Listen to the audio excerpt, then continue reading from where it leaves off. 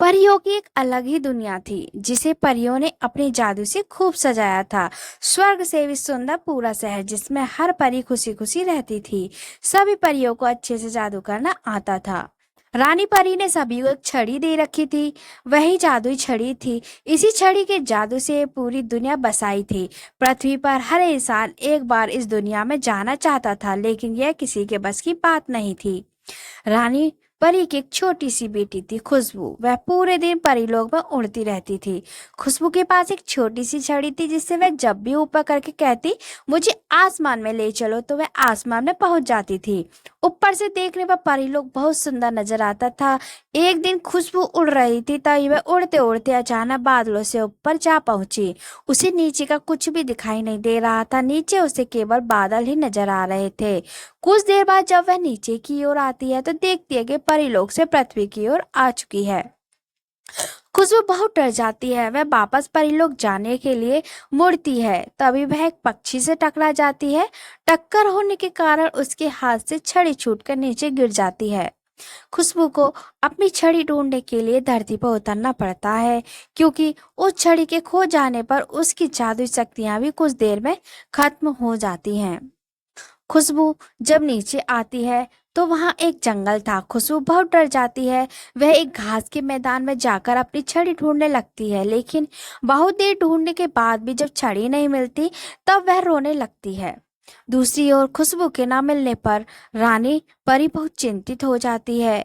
वह अपने सिपाहियों को उसे ढूंढने के लिए भेजती है। खुशबू परी के रोने की आवाज सुनकर पास ही एक घर में एक लकड़हारे की पत्नी जाग जाती है। वह अपने पति से कहती है, मुझे लगता है कोई बच्चा रो रहा है। यह सुनकर लकड़हारा अपनी कुल्हाड़ी उठाकर बाहर चल देता है। तभी उसका 5 साल का बेटा मोहित कहता है, पिताजी मैं भी आपके साथ चलता हूँ, कहीं ये कुल्हाड़ी देखकर बच्चा डर ना जाए। दोनों बाप बेटे उस दिशा में चल देते हैं जहां से आवाज आ रही थी। लकड़हारे को एक छोटी सी परी रोती हुई दिखाई देती है।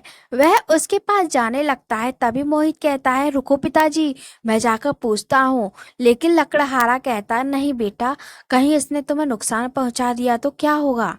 मोहित कहता है, पिताजी वह कितनी परेशान लग रही है, मुझे जाने दीजिए। मोहित चुपचाप उसके पीछे जाकर खड़ा हो जाता है। तुम कौन हो, यहाँ कैसे बैठी हो और रो क्यों रही हो। खुशबू परी पीछे मुड़कर देखती है तो डर जाती है।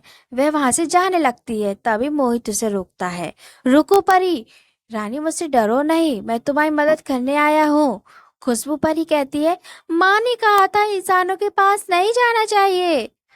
मोहित उससे कहता है, मेरी माँ कहती है कोई भी परेशानी में हो तो उसकी मदद जरूर करनी चाहिए। वहां मेरे पिताजी खड़े हैं, वो भी तुम्हारी मदद करने के लिए आए हैं।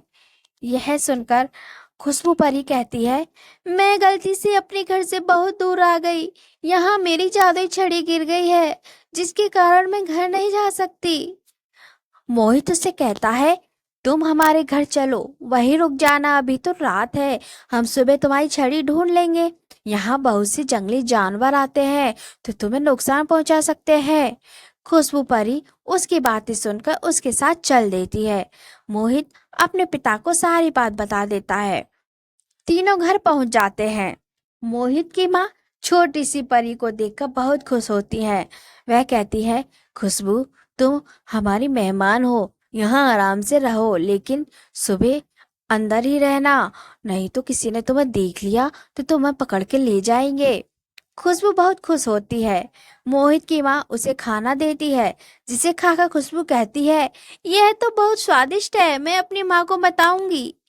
अगले दिन सूरज निकलते ही मोहित अपने पिता के साथ छड़ी को ढूंढने निकल पड़ता है, लेकिन बहुत ढूंढने के बाद भी उन्हें छड़ी नहीं मिलती। शाम को दोनों थक हार कर घर आ जाते हैं। खुशबू यह सुनकर बहुत उदास हो जाती है। उसे अपनी माँ की याद आ रही होने लगती है। वह रोने लगती है। मोहित और उसकी माँ उसे चुप कराते हैं। अगले दिन दोनों बाप बेटे फिर से नई जगह छड़ी ढूंढने जाते हैं। जब उन्हें कहीं भी छड़ी नहीं मिलती तो वो अपने घर के लिए खाने का सामान लेने बाजार में जाते हैं, लेकिन लकड़हारा जो सामान खरीद रहा था तभी मोहित की नजर पास में ही सुनार की दुकान पर रखी एक छड़ी की ओर जाती है। वह सोने की तरह चमक रही थी। मोहित देखता है कि यह तो बिल्कुल वह छड़ी है जैसी परी ने बताई थी। मोहित अपने पिता को सारी बात बता देता है। लकड़हारा सुनार के पास पहुंचता है। लकड़हारा छड़ी के बारे में पूछता है तो सुनार कहता है, भाई कोई इसे मेरे पास बेच गया है, सोने की है। लकड़हारा कहता है, लाला जी इसकी जो भी कीमत हो मैं इसे खरीदना चाहता हूँ।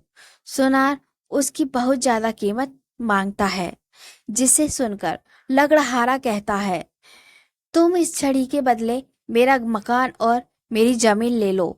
सुनार मान जाता है। वह लकड़हारे से कहता है, कल मैं आऊंगा, तुम मकान खाली कर दियो, ये लो छड़ी। मोहित छड़ी लेकर बहुत खुश होता है। दोनों घर आ जाते हैं। मोहित खुशबू को छड़ी दे देता है। खुशबू छड़ी पाकर बहुत खुश होती है। खुशबू परी कहती है, आपने मेरी बहुत मदद की है, मैं आपको हमेशा याद रखूंगी और आपसे मिलने आया करूंगी। मोहित की माँ कहती है, ठीक है बेटा, हम भी तुमसे मिलकर बहुत खुश हैं। तीनों मिलकर खुशबू खुशबू परी को विदा करते हैं। खुशबू परी छड़ी की मदद से उड़कर बादलों के पार चली जाती है। उसके जाने के बाद तीनों बहुत उदास हो जाते हैं, क्योंकि उनका घर और जमीन चली गई थी। सुबह तक तीनों अपना सामान बांध रहे थे, तभी सुनार आ जाता है। तीनों एक बैलगाड़ी में अपना सामान रखकर वहां से चले जाते हैं। सुनार घर को अपने कब्जे में ले लेता है। लकड़हारा अपनी पत्नी और बच्चे के साथ पास ही के जंगल में एक तंबू बनाकर रहने लगता है। दूसरी ओर जब खुशबू वापस परीलोक में पहुंचती है तो उसकी माँ बहुत खुश होती है। खुशबू अपनी माँ को सारी बात बताती है। दूसरे दिन खुशबू अपनी माँ, रानी परी और अन्य लोगों के साथ मोहित और उसके परिवार से मिलने आती है। लेकिन ये क्या, वहां तो कोई नहीं था। रानी परी अपने सिपाहियों से उन्हें ढूंढने के लिए कहती है। सिपाही ढूंढते ढूंढते जंगल में पहुंच जाते हैं। वहां उन्हें लकड़हारा और उसका परिवार मिल जाता है। वे तीनों को लेकर रानी परी के पास पहुंचते हैं। रानी परी को सारी बात का पता लगता है।